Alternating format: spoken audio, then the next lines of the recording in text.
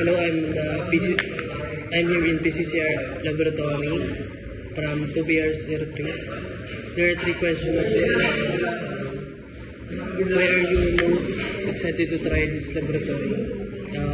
My answer is I'm excited to try this laboratory because it offers a big opportunity to connect classroom learning with real world.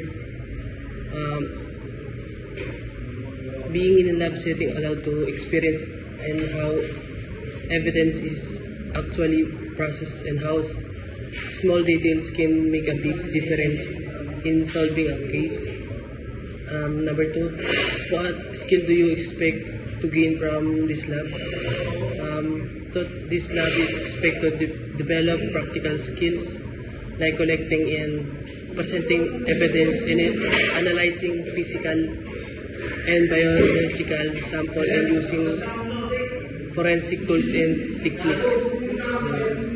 Number three, how will this skill help you in your career, criminology journey and future career? These skills are crucial for any role in the field of criminology, especially in forensic science, criminal investigation, law enforcement.